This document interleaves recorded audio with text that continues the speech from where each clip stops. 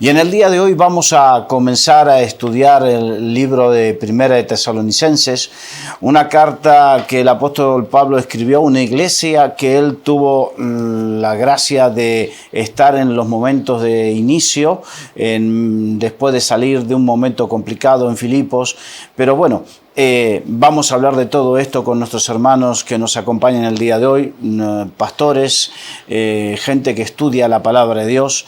Ramón Ubillos, bienvenido. Gracias. Eduardo Sarazaga, bienvenido. Muchas gracias. Miguel Díez, bienvenido. Gracias, hermano. Y Eduardo, te pediría, si eres tan amable, si puedes leer capítulo 1, del versículo 1 al 10, por favor. Primera epístola del apóstol Pablo a los tesalonicenses. Pablo, Silvano y Timoteo, a la iglesia de los tesalonicenses, en Dios Padre y en el Señor Jesucristo, gracia y paz sean a vosotros, de Dios nuestro Padre y del Señor Jesucristo. Damos siempre gracias a Dios por todos vosotros, haciendo memoria de vosotros en nuestras oraciones, acordándonos sin cesar delante del Dios y Padre nuestro, de la obra de vuestra fe, del trabajo de vuestro amor y de vuestra constancia en la esperanza en nuestro Señor Jesucristo, porque conocemos, hermanos amados de Dios, vuestra elección, pues nuestro Evangelio no llegó a vosotros en palabras solamente, sino también en poder, en el Espíritu Santo y en plena certidumbre, como también sabéis cuáles fuimos entre vosotros por amor de vosotros. Y vosotros vinisteis a ser imitadores de nosotros y del Señor, recibiendo la palabra en medio de gran tribulación, con gozo del Espíritu, de tal manera que habéis sido ejemplo de todos los de Macedonia y Acaya que han creído, porque partiendo de vosotros ha sido divulgada la palabra del Señor, no solo en Macedonia y Acaya, sino que también en todo lugar donde vuestra fe en Dios se ha extendido, de modo que nosotros no tenemos necesidad de hablar nada, porque ellos mismos cuentan de nosotros la manera en que nos recibisteis y cómo os convertisteis de los ídolos a Dios para servir al Dios vivo y verdadero y esperar de los cielos a su Hijo, el cual resucitó de los muertos, a Jesús, quien nos libra de la ira venidera. Bien. Eduardo, ¿qué nos puedes decir de este libro a modo de introducción? Bueno, queremos estar pensando justamente que tendríamos que referirnos a lo que encontramos en el libro de los Hechos, en el capítulo 17, donde allí nos cuenta, diríamos, cuál es el inicio de este testimonio, de esta iglesia, como dice que pasando por Antípolis y Apolonia, estos apóstoles, el apóstol Pablo y Silas, que también aquí se traduce como Silvano, ¿no es cierto?, y Timoteo, llegan a la sinagoga de los judíos, como era la estrategia del apóstol, y allí empieza a hablar. Dice que por 3 semanas seguidas discutió con ellos y ellos entonces empezaron a recibir este mensaje, muchos de los judíos que asistían a las sinagogas, y dice que Pablo declaraba y exponía por medio de las Escrituras que era necesario que el Cristo padeciese y resucitase de los muertos, y que Jesús, a quien Pablo les anunciaba, decía claramente: Él es el Cristo. Este es el comienzo de este testimonio que Pablo lleva adelante, y bueno, después viene la oposición, ¿no? Viene una fuerte oposición, y por eso habla de tribulación y etcétera, que tienen que pasar estos primitivos cristianos, pero él, diríamos, cuando ya la iglesia está constituida, justamente le escribe esta carta. Es una de las primeras cartas de Pablo a este método de epistolar a las iglesias, y allí le dice, les habla del Dios y Padre y del Señor Jesucristo, por el cual le está diciendo, ahora los que no tenían a Dios, o los que eran idólatras, ahora tienen en Dios a un Padre. Y en el segundo lugar, si son judíos, ahora Jesucristo no es solamente un predicador que había pasado alguna vez por Galilea, sino que es el Señor. Y entonces allí identifica la identidad de la iglesia, ¿no es cierto?, a quien saluda con tanto cariño. Ramón. Bueno, la verdad es que cuando empieza a hablar de la relación que tienen con la Iglesia, el apóstol hace algo que es complicado, ¿no? Que alguien siempre que se acuerda de alguien dé gracias por él. Es decir, que hay una actitud de gratitud en Pablo con referencia a la Iglesia, que es una relación sana, que es la que debería de haber siempre en la relación de unos creyentes con otros, ¿no? Que pudiéramos, siempre que nos acordamos unos de otros, dar gracias de la realidad de la vida de esas personas, ¿no? Y aquí nos encontramos con esta actitud de Pablo con referencia a la Iglesia, de decirles, mira, yo cada vez que me acuerdo de vosotros no tengo otra cosa que darle gracias a Dios. Está agradecido porque ha sido utilizado como instrumento para darles vida, y también por el resultado que ha habido en ellos, ¿no? De la vida que Dios ha dado y los frutos que hay. Parece ser que Pablo recibe un informe de Timoteo al que le ha mandado a supervisar la Iglesia, y viene con unas noticias buenas de los frutos que está viendo allí, y eso es lo que le mueve al apóstol a animar, ¿no? Animar a la Iglesia y decir, mira, es que siempre me estáis dando motivos de alegría, ¿no? Y da gracias a Dios por eso. Y yo creo que sería el anhelo, debería ser el anhelo siempre, ¿no? Que podamos pensar o tener esa actitud de gratitud hacia aquellos que están a nuestro alrededor. No siempre es así, ¿no? Porque no siempre nos encontramos con un fruto adecuado alrededor nuestro, ¿no? Pero esta relación de Pablo con la Iglesia de Tesalónica de poder, cada vez que se acuerda de ellos, dar gracias por lo que Dios está haciendo en sus vidas, ¿no? Miguel. Bueno, me gusta mucho el saludo con el que empieza, gracia y paz, ¿no? Qué pena que nosotros pues decimos hola, ¿qué tal? Y saludos de los más insípidos, cuando en realidad pues tenemos que siempre que hablar con palabras espirituales, para todo. Entonces, bueno, me gustaría esforzarme, pedir al Señor que me ayude a siempre saludar de esta manera, ¿no? Parecido, ¿no? Gracia y paz, ¿eh? Y bueno, en Italia, ¿sabes? Todo el mundo dice pace, pace. En Israel todo el mundo dice shalom, shalom, ¿no? Pero añadirle gracia y paz, qué bueno es eso. Porque no hay paz sin gracia. Primero gracia. Primero gracia. Primero gracia. Que la gracia del Señor esté contigo, ¿no? Y efectivamente, como dice Ramón, está el apóstol Pablo pues tremendamente agradecido a Dios, porque se siente satisfecho de ver cómo los tesalonicenses son imitadores suyos, son imitadores de Cristo, o cumplen lo que él dijo, sed imitadores de mí como yo de Cristo, y además pues son fieles en colaborar con la visión de Pablo,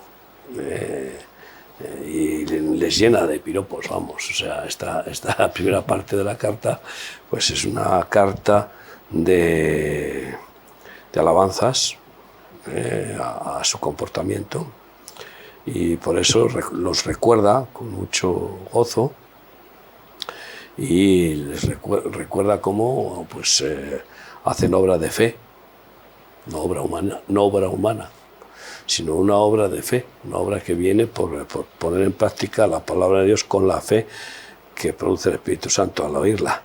Y una obra de amor, un trabajo de amor que tiene que incluir con toda certeza lo que es el dar de comer al hambriento, vestir al desnudo, el consolar al triste y el evangelio práctico, del cual Pablo pues, se ocupó muy intensamente, ¿no? Y es más, aconsejaba, nunca os olvidéis de hacer el bien, no os canséis de hacer el bien y nunca os olvidéis de socorrer a los pobres, lo cual además se forma parte del espíritu bíblico hebreo y que en las fiestas recuerdan siempre de una forma práctica. Las fiestas hebreas son acompañadas, además de los rituales de las fiestas, con el ayudar a los vecinos, a los conocidos y a las personas pobres, dándoles alimentos, ropas, compartiendo con ellos, etc., ¿no? Trabajo de amor y luego esa constancia. O sea, sabe que son perseverantes, son constantes estos tesalonicenses, eran muy persistentes y perseveraban con la fe inquebrantable, ¿no? Y bueno, pues vemos que han hecho caso a ese evangelio de poder que les ha llegado. No os llegó un evangelio de palabras solamente.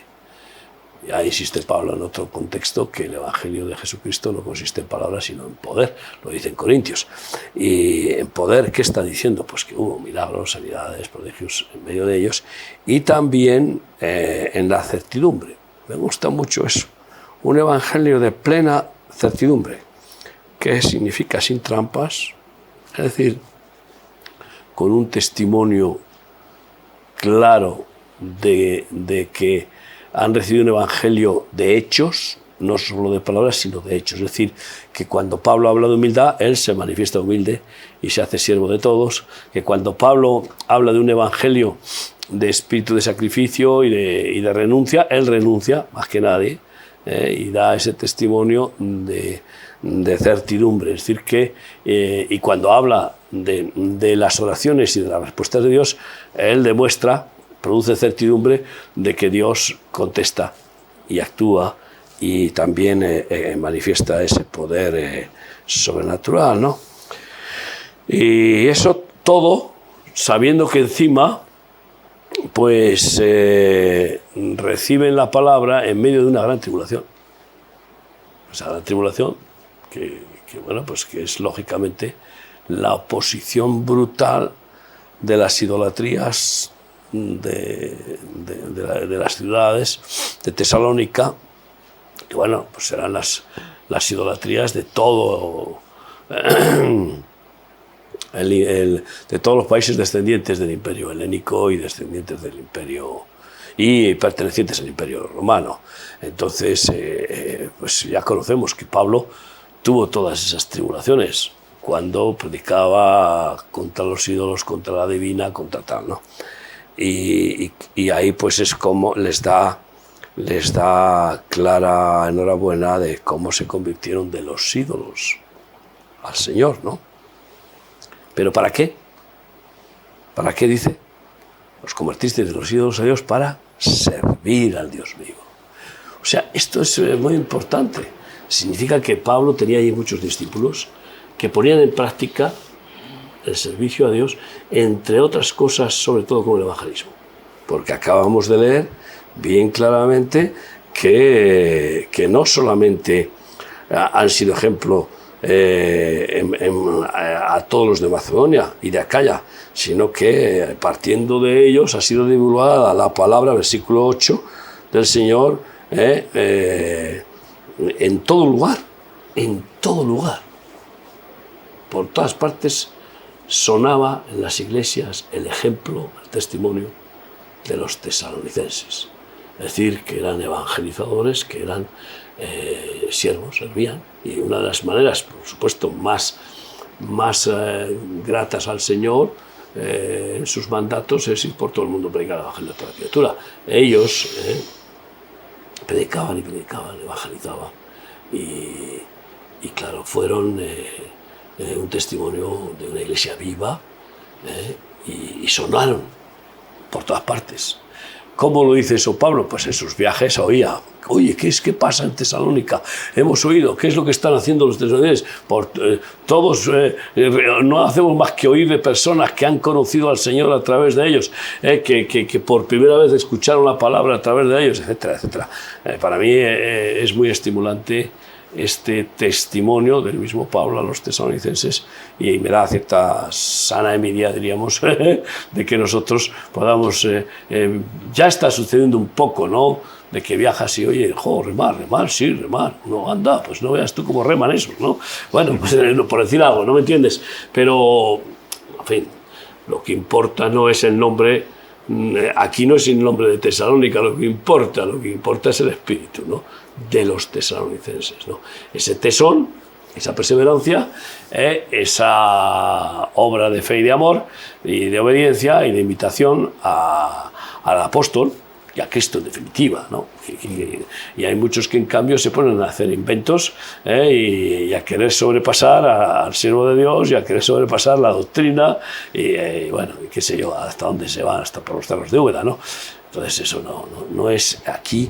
Hay muy buen espíritu, y en fin, encabeza el tema con ejemplo, es un ejemplo. Estos son hermanos en la fe que están dando un ejemplo a seguir, de entusiasmo, de perseverancia, de tesón y bueno, pues de obediencia, ¿no? Y de fidelidad a la obra de fe y de amor, ¿no? Bien, nos encontramos con que es una iglesia nueva, es una iglesia pujante, es una iglesia que pasa tribulaciones. ¿Cuáles eran las tribulaciones en esa época? Bueno, las tribulaciones era justamente la oposición, en este caso, de los judíos. La iglesia nace dentro de la sinagoga prácticamente y se extiende hacia afuera. Y ya Pablo tiene fuertes oposiciones, de tal manera que tiene que irse para Berea, ¿no es cierto? Y estamos recordando siempre el capítulo 17 de Hechos.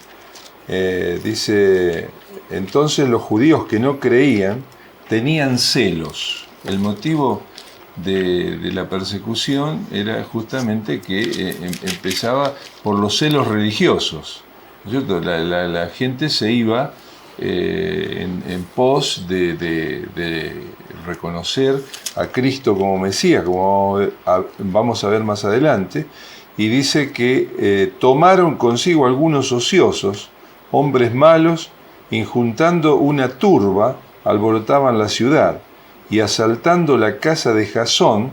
Este Jasón se piensa que era pariente de Pablo, y que también lo menciona en el capítulo 16 de Romanos, ¿no es cierto? Y procuraban sacarlo al pueblo, pero no hallándolos a los apóstoles, trajeron a Jasón y algunos hermanos ante las autoridades de ciudad, gritando, estos que trastornan el mundo entero también han venido acá, los cuales Jasón ha recibido, y todos estos contravienen los decretos de César, diciendo que hay otro rey, Jesús.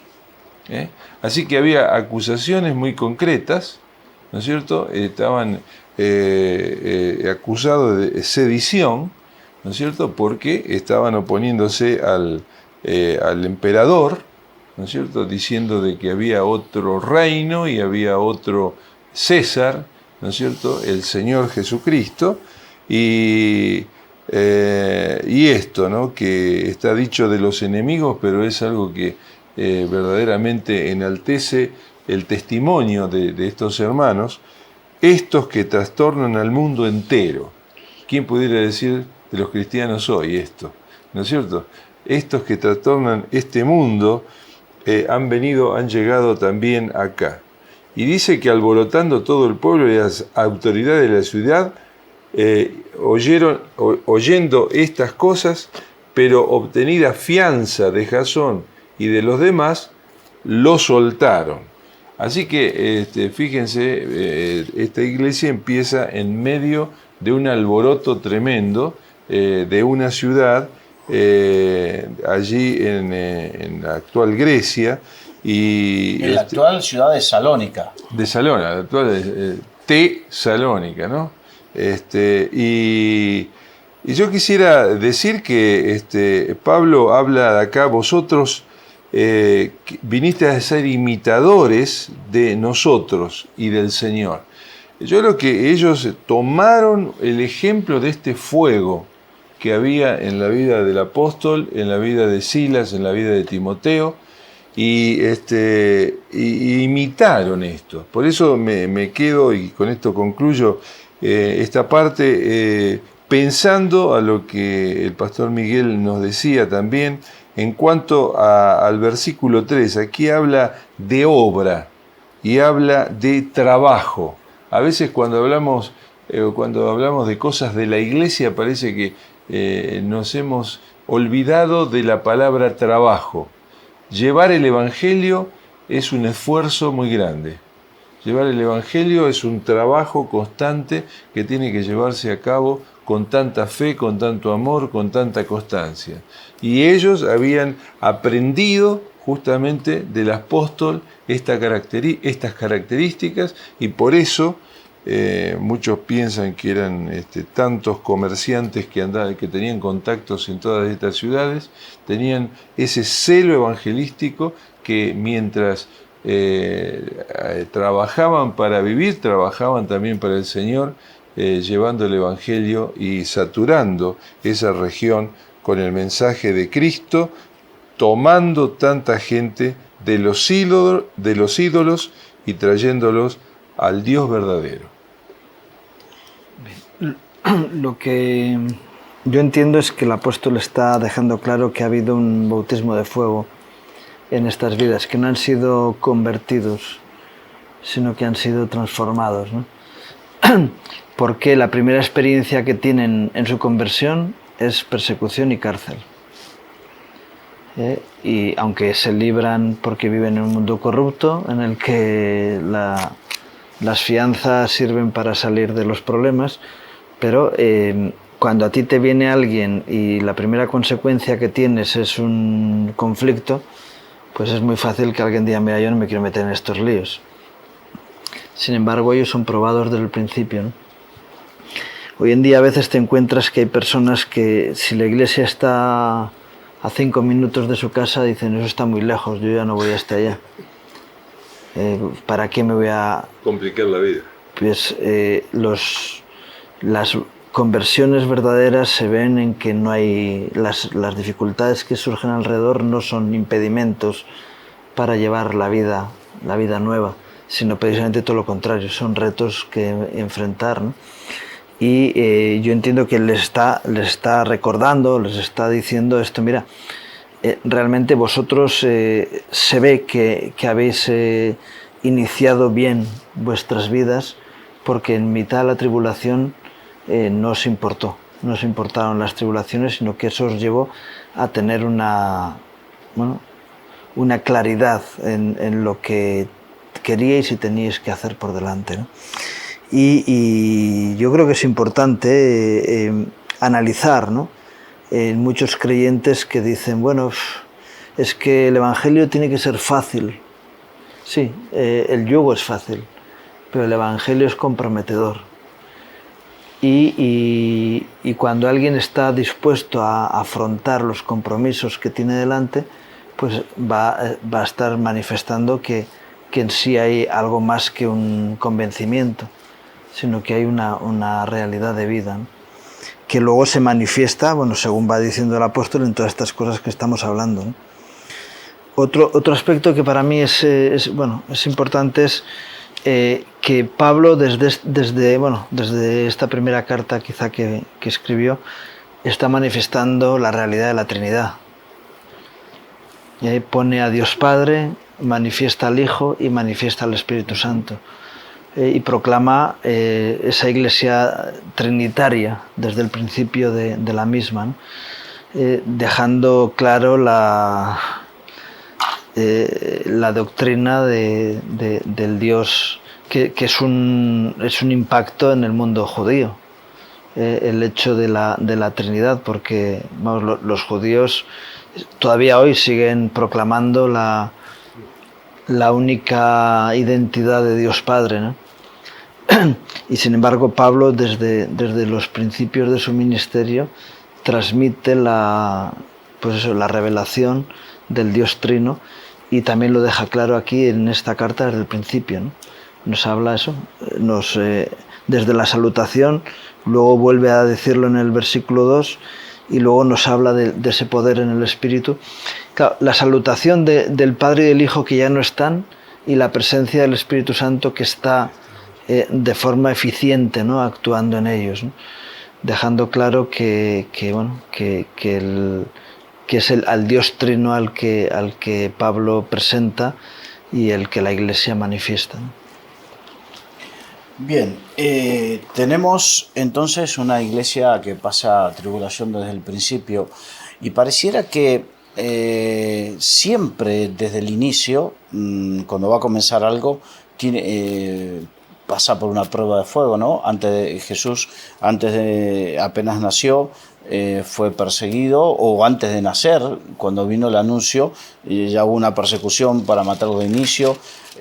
Cuando iba a iniciar su ministerio, algo ocurrió. Parece que siempre en los comienzos, en los inicios, tiene que haber algún tipo de tribulación. Bueno, es el plan del diablo intentar destruir al niño en la cuna, ¿no? Antes de que se haga fuerte, pero también es el permiso de Dios para que se consolide esa fe. La fe es probada por fuego. Cuando alguien dice Señor, Señor, yo daré la vida por ti, esa misma noche viene la prueba. Y como no era verdadera fe, pues Pedro niega 3 veces a Jesús. Pero cuando es verdadera fe, pues la fe es que es lo que vence al mundo, nuestra fe.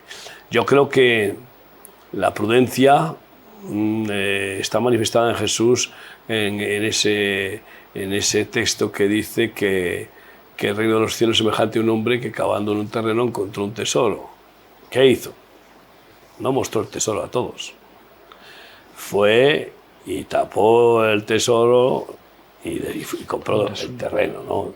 Y entonces vendió todo lo que tenía para comprar el terreno. Entonces ya solo tiene el tesoro, y por lo tanto ya es su tesoro, ¿eh? No es ni el mundo, ni el dinero, ni la familia, ni nada. Su tesoro es el reino de los cielos, es el rey y su reino. Entonces ahí ya empieza a vencer todas las pruebas, porque es el Señor el que da la victoria. Pero efectivamente, cuando alguien nace de nuevo, de verdad, tiene al ayo perfecto, que es Jesucristo, ¿no? Y el Espíritu Santo. Pero siempre pasa lo mismo.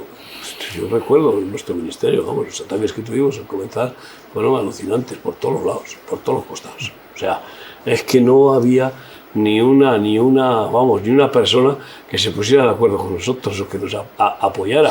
Nuestros familiares, los políticos, las iglesias, todos. En contra. Bueno, el Señor siempre trajo, ¿no? Sí, la ayuda oportuna. No, pero no, realmente fuimos nosotros los que íbamos naciendo, los que íbamos enfrentando solos contra todos, te lo digo de verdad, durante años, hasta que, bueno, el Señor nos traía algún consolador, sí, nos traía alguna visita, pero era una visita que nos daba un poco de aire y se marchaba, ¿no? Estoy hablando de lo que es realmente un apoyo continuado o una... entonces, pero la gracia de Dios es más que suficiente. Bástate mi gracia, le dijo el Señor a Pablo. Y yo, claro, no me extraña. Imagínate tú que nos encontramos en aquella época, en aquella ciudad.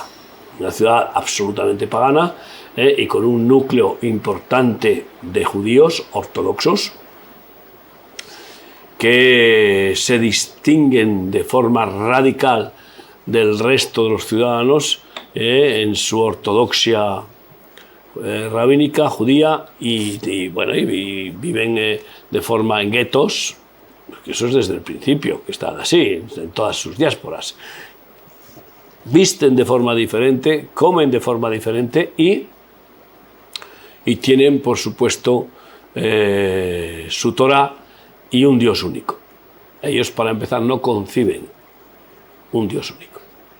No conciben un Dios único porque la variopinta manifestación del Olimpo y de esa diversificación del riesgo, diríamos, religioso que hace el diablo, bueno, pues si me falla Zeus me voy pues qué sé yo, a Apolo, ¿no? O me voy a la Diana de los Efesios, ¿no?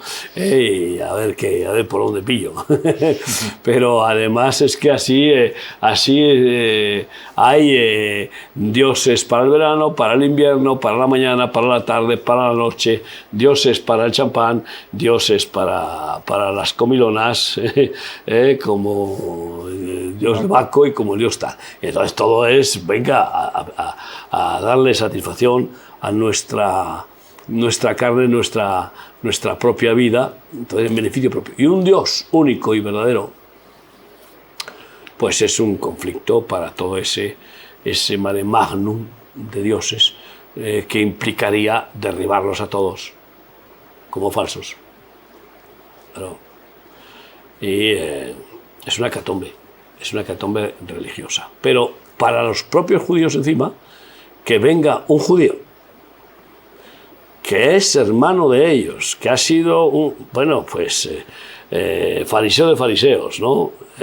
Y discípulo de Gamaliel, un monstruo de conocimiento, y que venga y les hable de un solo Dios, cumpliendo la Shema, esa oración que se repite siempre, constantemente, varias veces al día en Israel, oye, oh Israel, Yahvé tu Dios, uno es, pues sin embargo, con tres personalidades. Ya lo complica. Es que eso lo complica porque nuestra mente estrecha, por muy inteligente que sea judía, pues no puede escudriñar del todo ese misterio de la Trinidad en un solo Dios, ¿no? Y bueno, pues aquí esta iglesia surge del segundo viaje de Pablo, que va y levanta una iglesia porque creyeron algunos judíos y bastantes griegos. Y se formó una iglesia. Y después él envía a Timoteo a visitarla. Y Timoteo vuelve con este reporte, diciéndole, mira, aquellos siguen, pero siguen imparables. Y claro, explica todo esto. Y Pablo le escribe esta epístola, se supone que desde Corinto. Entonces, por el informe que le da Pablo, que le da a Timoteo a Pablo, y desde Corinto manda esta carta, ¿no?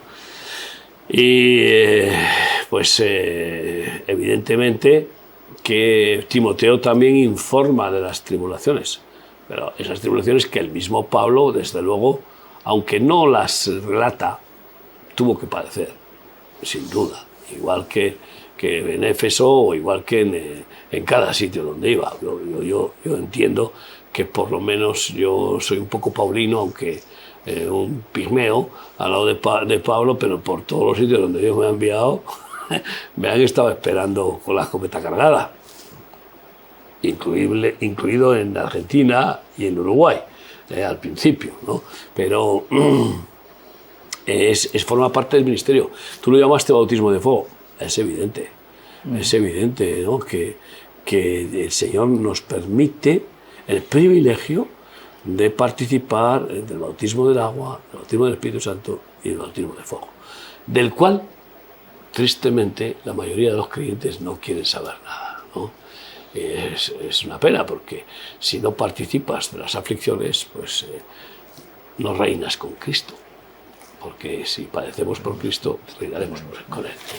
Esta mañana justamente el pastor Miguel nos traía una meditación y decía en esa meditación que necesitamos estar dispuestos a ser perseguidos y dar la vida ¿no es cierto? Y eso es, pienso que no es muy común sentirlo hoy, porque siempre... Escucharlo, ¿no? Escucharlo, sí. Escucharlo.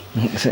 Porque siempre estamos escuchando cosas que tienen que ver con las bendiciones, con las cosas que verdaderamente Dios puede dar, y es parte también de la verdad. Pero por otro lado, tenemos que entender que nuestra medida de madurez siempre está en la cruz, ¿no es cierto?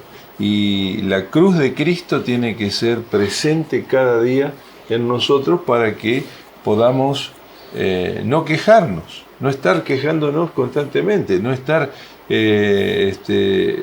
aflojando nuestras fuerzas delante de las oposiciones. Pablo, en el 2.2, no es que yo me quiero salir del capítulo 1, pero es muy interesante, que dice que pues habiendo antes padecido y siendo ultrajado en Filipos, él venía ya de una experiencia tremenda en Filipos. Si nosotros leemos el libro de los Hechos, ¿no es cierto?, sabemos que si no fuera por ese terremoto que Dios envía y que la cárcel se abre... Fue encarcelado en la cárcel de más adentro en Filipos. Claro, y ahí es cuando estando cantando y realmente alabando al Señor en una situación increíble de sufrimiento, bueno, Dios le libera en forma sobrenatural, y ellos pasan de ser los presos más castigados, por decirlo así, de la cárcel, a tener la posibilidad de estar liderando ese grupo de gente que en la figura del carcelero dice, ¿qué debo hacer para ser salvo?, ¿no? Ahora, ellos vienen de esa experiencia y llegan a Tesalónica y se arma otro conflicto tremendo. Bueno, lo que nos hemos movido alguna vez y hemos tratado de predicar el Evangelio, sobre todo en lugares donde no ha sido predicado el Evangelio, indudablemente que si uno está en el Espíritu va a recibir ataques, una confrontación muy dura y una oposición, pero tiene que saber soportar, porque va a llegar el momento de la victoria y del establecimiento del reino allí donde está el conflicto. Ahora, si uno es blando, si uno no enfrenta las situaciones, indudablemente no está preparado justamente para ser instrumento, ¿no es cierto?, de avance en este sentido del Evangelio y del reino. Digamos que en esas circunstancias es donde se prueba la calidad de la fe del creyente, la consistencia del llamado que tiene, porque escuchamos muchas veces, Dios me envía, o Dios me trajo, o Dios quiere que haga esto, el Espíritu Santo me dijo, pero resulta que ante las circunstancias toma decisiones de retroceder, ¿no?, cuando las circunstancias son negativas. Entonces, en el momento en que uno vive esas circunstancias negativas, ahí es donde yo creo que el creyente, el siervo de Dios, adquiere autoridad, porque precisamente está demostrando con la perseverancia que verdaderamente tiene un llamado de parte de Dios, que tiene una fe genuina en la palabra de Dios, ¿no? Y es un creyente firme, no es de esos fluctuantes que hoy Dios me dijo que esté aquí, ahora Dios me dijo que me vaya. Sí. No sé, parece que tiene un Dios un poco esquizoide. Es que hay personas que afrontan el Evangelio como si fuera poesía. Y aquí nos dice en el versículo 5, pues nuestro Evangelio no llegó a vosotros en palabras solamente, sino también en poder y en el Espíritu Santo, ¿no? Y cuando dice la palabra que si el grano de trigo no cae en la tierra y muere, algunos dicen, bueno, es que esto es algo que Jesús está hablando, profetizando de su propia muerte. Sí, es verdad, pero también de la nuestra.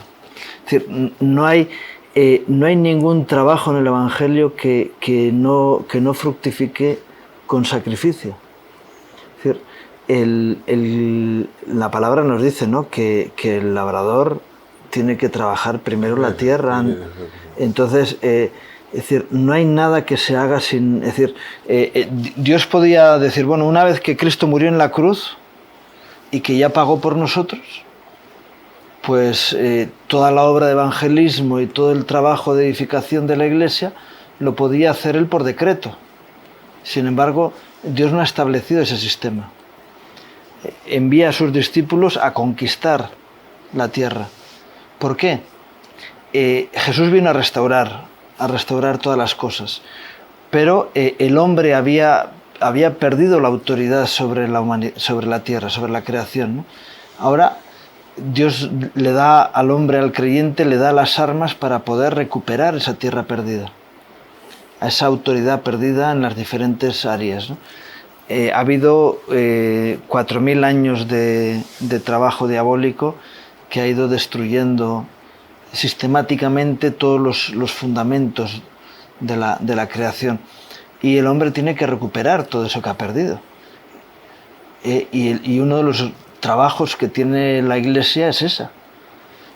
Y cuando te empiezas a mover, hay reacción. Tiene que haber reacción.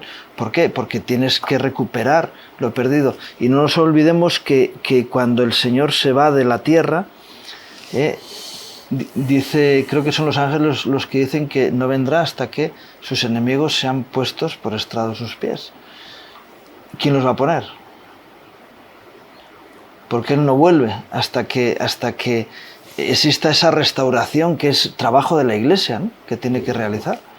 Y para eso hay que ponerse las pilas y luchar y pelear. Ahora el tema, no sé, la experiencia tuya, Ramón, es cuando uno se mueve en la dirección de que Dios le guía. Allí empieza el conflicto. Claro. Ahora, cuando tú estás tranquilo, pagado, cómodo, en una situación podemos decir hasta de éxtasis, hay algunos que les gusta, ¿no? Les gusta el éxtasis, qué lindo. Sabes que es una droga ahora muy exitosa. Sí. Exitosa, éxtasis, éxito. Todo va ahí muy unido. No, está muy unido. Sí. Y tengo el gran coro y el órgano más grande del mundo, y no quiero hacer referencias puntuales, pero tengo todo armado, tengo todos los jugadores bien ubicados en el campo, como decimos en el término futbolístico. Bueno, allí es muy posible que no tenga ninguna contrariedad. Ahora, cuando voy a situaciones en que ofendo el reino de las tinieblas, me muevo en el espíritu y estoy haciendo la voluntad de Dios y vivo una vida limpia, ¿no es cierto? Hoy hablábamos contigo en un programa de radio de justamente sin santidad nadie verá al Señor, no porque nos vamos a ir ya de este mundo, sin santidad acá no vamos a ver al Señor. Es una interpretación muy interesante. Ahora, allí es cuando seguramente vamos a tener conflictos, y queremos estar diciendo eso no para que se asuste ninguno, sino para estar preparados y para tener las fuerzas y la capacidad de saber qué nos está pasando cuando nos está pasando cosas contrarias. Es que el estado natural de un creyente que está haciendo la voluntad de Dios es vivir en pruebas, ¿no? Porque dice que el Señor nos lleva de triunfo a triunfo, de victoria en victoria. Y a todos nos gusta eso, pero evidentemente, ¿triunfo sobre qué? ¿Victoria sobre qué? Sobre la nada, no. Sobre conflictos, sobre problemas, sobre dificultades. Porque parece que los triunfos y las victorias venían sobre el respirar, el comer. No era sobre cosas sencillas, era sobre los problemas que plantea. Yo crecí en el Evangelio y siempre me enseñaron esto. El día que no te preocupes por las pruebas y los conflictos, las adversidades, mientras vivas una vida de santidad, no te preocupes por eso. Preocúpate el día que no los tengas, porque quiere decir que no estarás haciendo la voluntad del Señor. Luego, claro, no es lo mismo ser la compañía de honores que estar peleando la batalla como soldado de infantería. La compañía de honores no va a la guerra, está en la retaguardia esperando a que los otros consigan la victoria y luego es el que desfile. el que desfila. No van a desfilar los que han estado pegando tiros y recibiéndolos y teniendo heridas y estando cojos y estando metidos en mitad de la problemática de la guerra, ¿no? Va la compañía de honores, que son gente a la que cuando los demás les ven dicen, fíjate qué soldados tenemos, pero no los metas en la batalla porque no saben pelear, ¿no? Y a veces ese es el problema, que queremos ser la compañía de honores, pero no queremos participar de la batalla, que es lo que realmente ha producido la victoria, ¿no? Y por eso dices, bueno, es verdad que Dios busca adoradores, pero adoradores que adoran en el día a día, en el funcionamiento de su vida, ¿no? No solamente en el tabernáculo de adoración, ¿no? Se está levantando, es verdad que hace falta todo en el cuerpo, ¿no? Pero se están levantando muchos ministerios de aire, ¿no? De estar en un nirvana evangélico, ¿no? De estar siempre ahí en esa nube de la adoración. Y hay mucha obra que hacer, hay muchos que se están perdiendo, hay mucho trabajo de todo tipo que hace falta pelear para la restauración de las cosas, para la implantación del reino de Dios, ¿no? Y bueno, a mí este texto me da la impresión de que realmente en Tesalónica sí que lo estaban haciendo. Sí que estaban peleando esa batalla en el día a día, ¿no? Y eso es lo que produce esa actitud de gratitud en el apóstol, ¿no? Bien, aquí estamos viendo que Pablo hace una carta un poco más personal y una carta de elogios, de gozosa admiración. Y bueno, luego pues vamos a seguir leyendo, pero va a hablar sobre lo que ya deja anunciado al final de este capítulo, de cómo ellos son fieles a la esperanza que tienen de gloria, a la venida de su Hijo, que resucitó de los cielos, esperar de los cielos a su Hijo, esperar a la venida. Y por eso este anuncio que hace al final del texto, pues de alguna manera da pie al desarrollo de la carta en la que habla de la venida del Señor, de los tiempos previos a la venida, y de cómo los incrédulos pues no van a tener ningún conocimiento, les va a pillar por sorpresa. Y también va a dar pues algunas instrucciones sociales prácticas de que estas virtudes pues se perpetúen, se continúen, y que algunos pues parece que no las ponen en práctica y quieren comer de balde y bueno y tal, pero en cualquier caso para mí que vemos un pueblo de lo más ejemplar en el testimonio vivo de haber recibido de verdad a Jesús en el corazón, con circuncisión, con la superación de las pruebas difíciles. Además, no especifica de si han tenido que soportar pues perder el empleo. Probablemente muchos lo que perdieron para empezar será el empleo. Esto es indudable, porque es la reacción de muchos patronos idólatras. Se enteran de que su siervo o de su empleado, su socio o yo que sé qué, pues va a ser una rebelión al sistema del cual forman parte, y lógicamente pues empiezan las marginaciones y empiezan las dificultades, ¿no? Y por otro lado, la sensibilidad personal del convertido, que ya no puede participar a veces en lo que antes participaba, ¿no? Claro. Que dices, bueno, hasta ahora que yo he sido ciego he podido participar en esto, pero ahora no puedo seguir teniendo esta actividad que hasta ahora estaba haciendo. A lo mejor participan en la idolatría. Yo creo que más difícil todavía es en el núcleo familiar, ¿no? Imagínate que siempre se cumple lo que dijo Jesús: no he venido a traer paz sino espada, sino a poner en enemistad al padre contra el hijo, al hijo contra el padre, a la madre contra la hija contra la madre, etcétera, etcétera. Y es lo que trae. Cuando llega la espada de 2 filos que parte el alma y separa lo que es de Dios de lo que no es de Dios, aquellos que en la familia aceptan a Jesucristo dejan de estar contra Cristo, pero los que rechazan a Cristo se vuelven mucho más feroces enemigos de Cristo y de sus propios familiares, ¿no?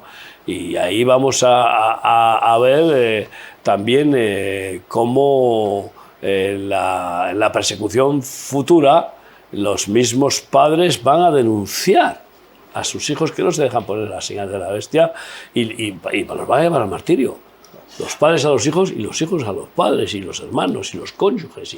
Y esto sí que es duro. El tener que negar padre, madre, esposa o hijos por causa de Cristo, aborrecer, como dijo Jesús, que eso sí que es un bautismo de fuego, para mí es el primer valle de tribulación que viene enseguida de la conversión, porque ¿quiénes son los que primero se oponen? La familia. La familia. Los peores enemigos son los de tu casa. Tenemos el claro ejemplo hoy en día con aquellos que aceptan al Señor en el mundo musulmán. Es un claro ejemplo de lo que habrían vivido en aquella época, en ese momento, en forma así radical, ¿no? Quizás en Occidente, cuando alguien se convierte en una familia, bueno, lo que puede recibir son burlas, lo que pueden recibir son algún tipo de presiones, pero en la antigüedad, para poder tener un reflejo, quizás tendríamos que ver lo que está pasando los creyentes en el mundo musulmán hoy. Pues imagínate que el familiar le lleva a cortar el cuello, a apedrear, si no reniega de esa fe, está condenado con pena de muerte ahora mismo.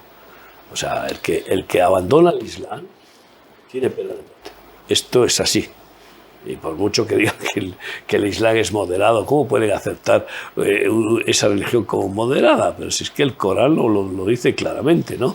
Y entonces, pero claro, todo es un juego de petróleo y todo es un juego de intereses y de conveniencias y de cobardía, porque le tienen miedo al Islam, pues le están dejando espacio que vaya, bueno, pero evidentemente, quizá es más feroz todavía hoy.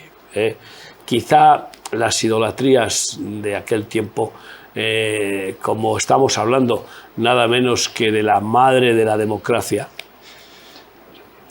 porque es la madre de la democracia, no te olvides. La antigua Grecia. La antigua Grecia fue la que parió la democracia que tenemos hoy. Claro, una democracia muy curiosa, ¿no? Pero no, yo creo que la bestia religiosa más asesina de toda la historia es la que estamos viviendo en este tiempo, que es el Islam. Esa es la peor de las bestias religiosas, sin duda, y la gente no se da cuenta no solo de la ferocidad que tiene, sino del poder tan impresionante que está manifestando con el poder económico, el poder mediático y el poder con la compra de conciencias de la ONU y de reyes y presidentes. Y al último dice la frase, habla de la ira que vendrá, ¿no? La ira venidera. Y hay una ira contenida por parte de Dios, ¿no es cierto? Porque yo creo que todo lo que está pasando, las injusticias que estamos asistiendo en el mundo, esta cultura de la muerte, esta injusticia constante de los poderosos sobre aquellos que no tienen defensa, sobre aquellos que no tienen voz, eso todo un día irá juzgado por parte de Dios. Que podemos estar tranquilos de eso. Bueno, en realidad se están llenando las copas de la ira. Todas estas abominaciones de la tierra y toda la tibieza de la Iglesia, toda la actitud de los sacerdotes y levitas que ven al malherido en el camino y pasan de largo, está acumulando ira Ira. en las copas. Y No hay, amigo, crea que- cuando las copas estén llenas, prepárate, y si no, mira el Apocalipsis, las 7 copas derramadas sobre la tierra. La paciencia de Dios es grande, pero tiene un Un límite. límite. Ahora dice El que límite que Jesús quiere, pero lo vino tiene, pero lo para pone, él pone el librarnos, Jesús vino para librarnos a aquellos que creemos de la ira venidera, menos mal.